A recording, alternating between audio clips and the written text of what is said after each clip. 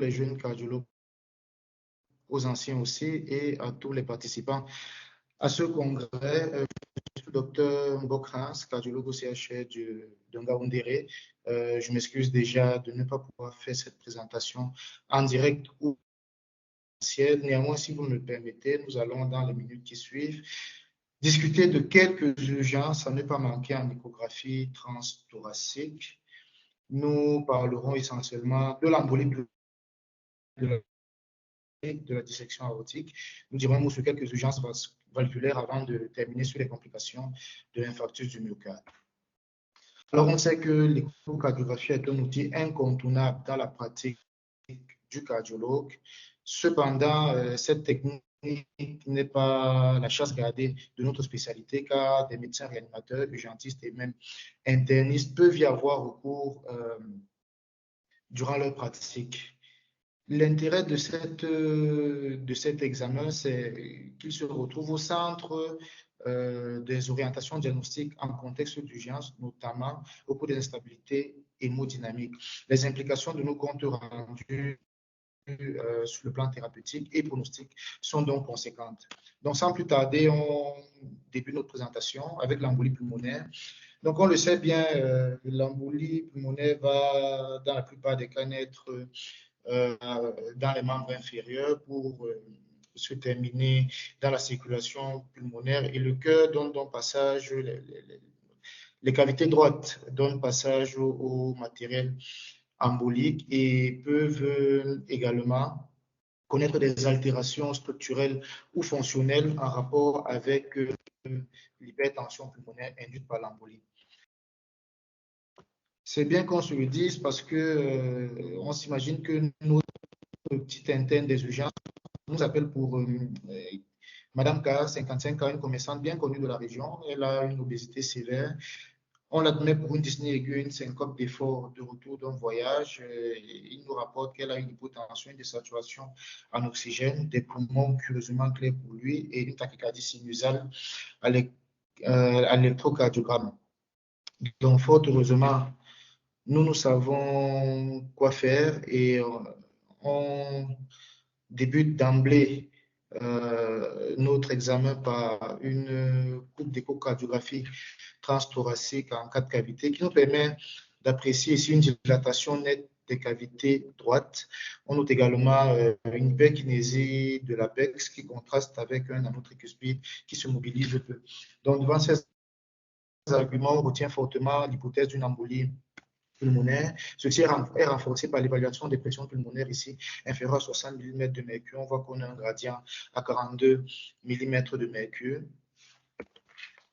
Dans une réalité parallèle, toujours Madame K aurait, en plus des autres signes précédemment décrits, on voit ce joli matériel hyperéchogène qui se mobilise dans l'oreillette droite, qui est en fait un thrombus en transit dans les cavités droites. La constatation de cet élément permet de poser le diagnostic d'embolie pulmonaire de manière péremptoire.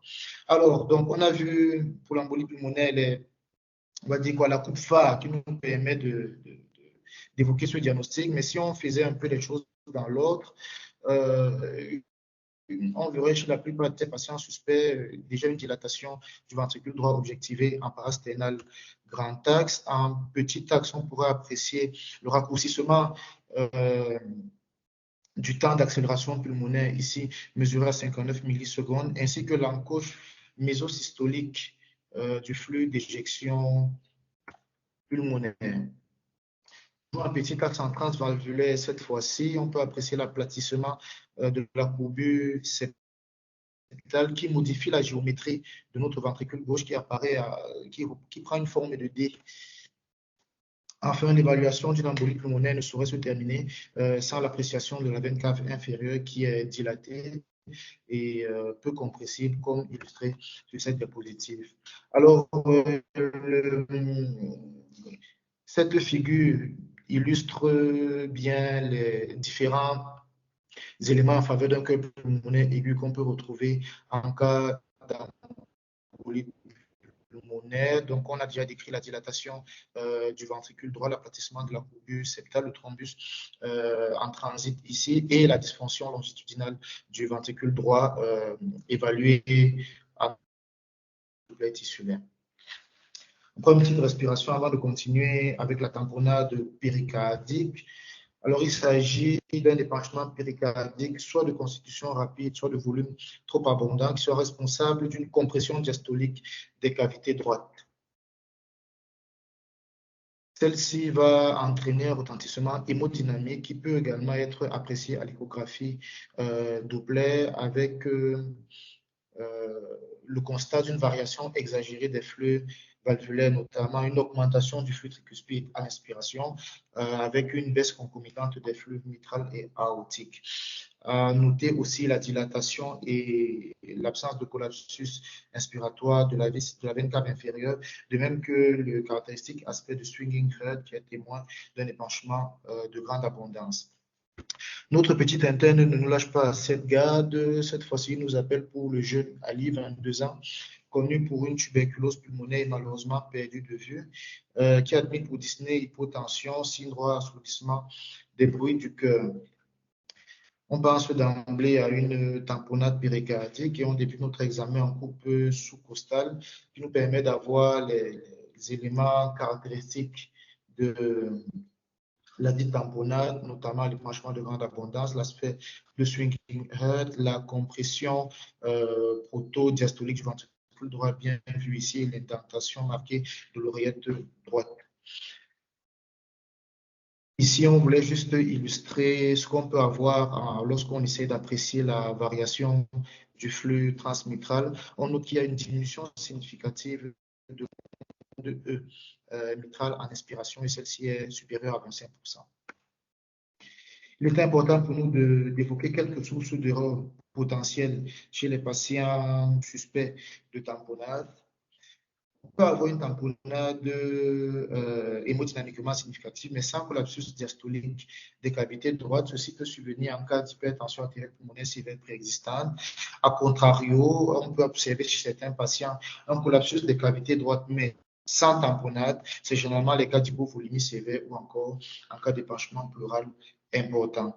Pour parler de l'épanchement pleural, effectivement, il est bon de savoir différencier l'échographie, un épanchement péricardique d'un épanchement pleural. La différence se fait essentiellement avec l'angle de raccordement de l'épanchement avec la haute qui est plutôt obtus en cas d'épanchement pleural, tandis qu'il est aigu en cas d'épanchement péricardique. Et on voit bien que l'épanchement pleural se continue en arrière de la haute, tandis que pour ce qui est de l'épanchement péricardique, il se fait en avant. On continue notre présentation avec la dissection.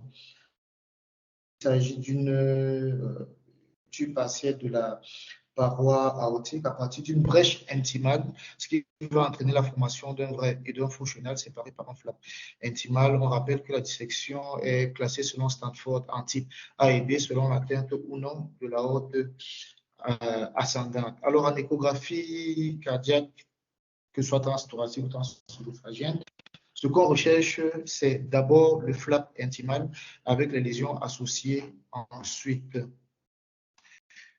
Notre jeune interne nous rappelle encore pour un patient de 55 ans qu'il reçoit pour douleur thoracique prolongée, qui semble migratoire, c'est une hypertension artérielle avec élargissement de la différentielle, tout un peu souvent souffle aortique, mais il l'évoque quand même. L'électrocardiogramme d'une hypertrophie ventriculaire gauche et des troubles secondaires de la repolarisation. Les troponines reviennent à 2 fois la normale et il nous pose la question de savoir s'il doit instaurer un traitement antiagrégant et anticoagulant pour un hypothétique scan ST+. La réponse est bien entendu non, car la clinique nous faisait déjà penser à une dissection aortique. L'échographie cardiaque transthoracique va venir nous confirmer ce diagnostic avec l'identification du flap intimale, cette membrane mobile que vous voyez au sein de l'aorte, la dite aorte qui est dilatée, le Doppler couleur qui nous confirme un gros flux d'insuffisance aortique. L'examen peut se continuer en incidence suprasternale où on pourra apprécier l'extension de la dite dissection à la crosse et à l'aorte descendante. Parler des urgences valvulaires maintenant. C'est pas question de discuter de l'endocardite infectieuse pour commencer. Le plus important en cas de suspicion d'endocardite, c'est de pouvoir reconnaître déjà ce que c'est qu'une végétation. Il s'agit d'une masse valvulaire ou située sur une matériel implanté.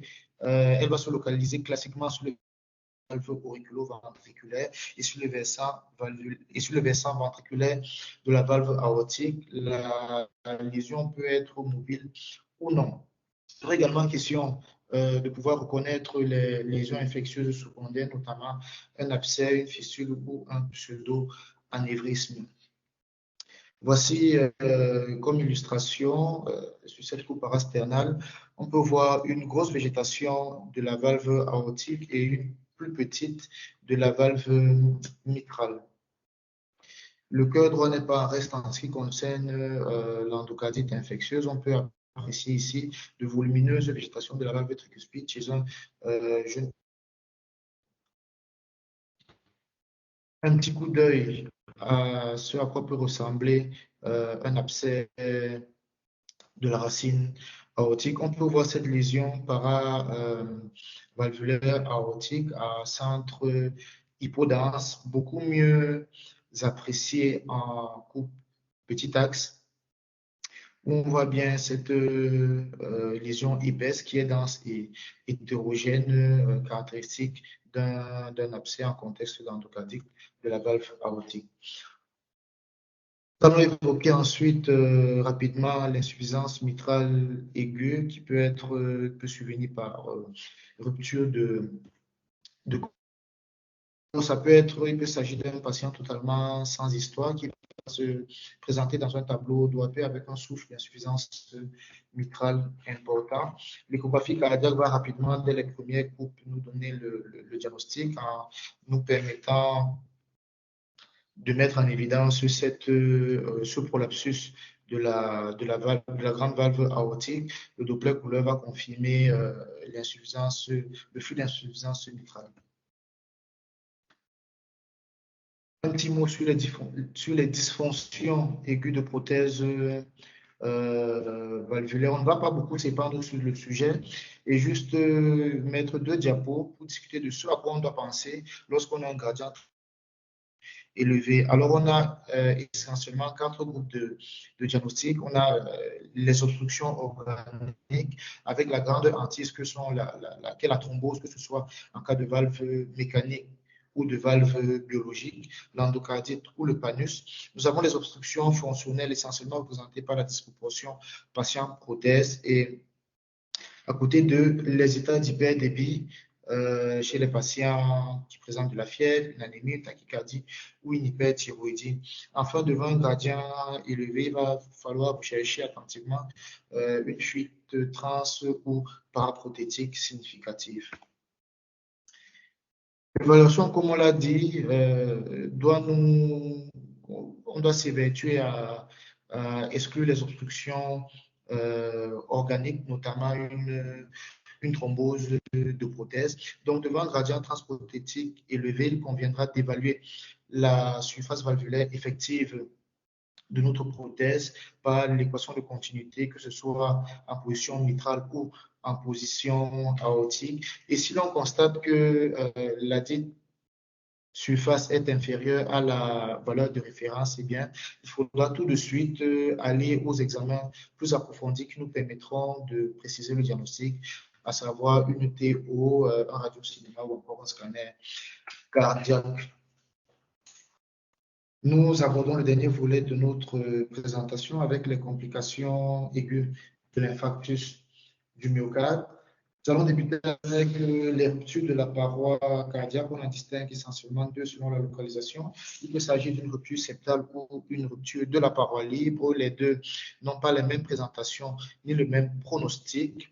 Les ruptures de la paroi septale vont généralement se produire au cours de la première semaine après l'infarctus. La localisation sur le septum est soit antérieure ou inférieure. La présentation clinique, quant à elle, est variable, allant de patients plus ou moins asymptomatiques ou gravissime choc cardiogénique. Le patient va souvent présenter une récidive douloureuse et on pourra entendre un souffle de communication interventriculaire à l'auscultation.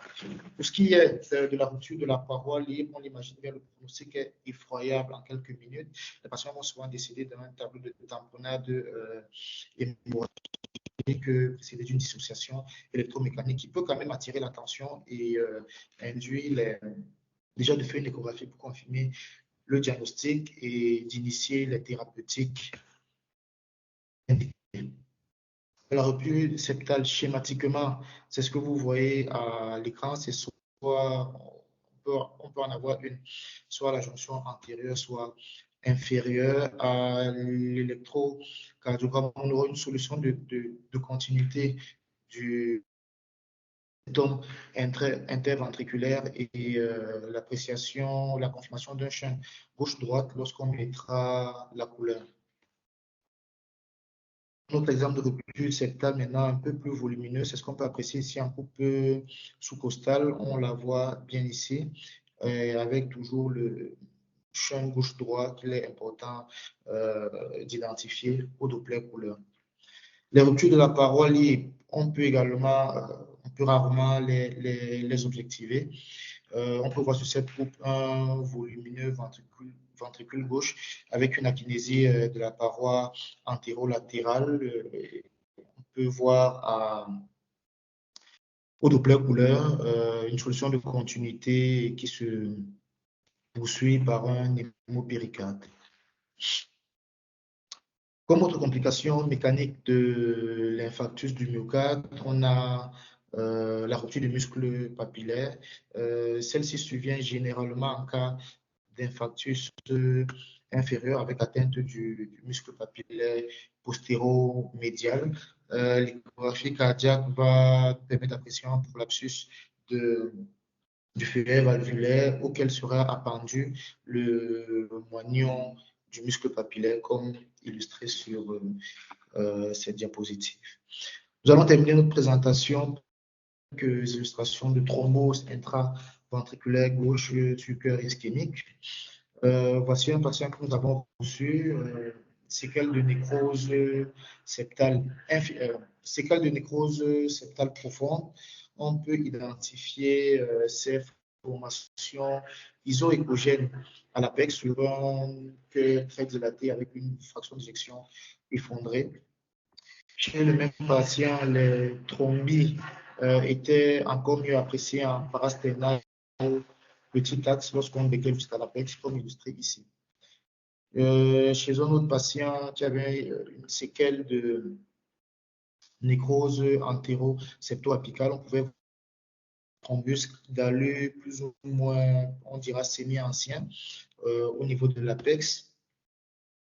Chez ce dernier patient qu'on a reçu pour bilan d'AVC à la suite d'une grosse douleur thoracique, il présentait à l'électrocardiogramme une nécrose inférieure et on pouvait apprécier deux thrombis à la jonction septale inférieure antérieure. Chez le même patient, le thrombus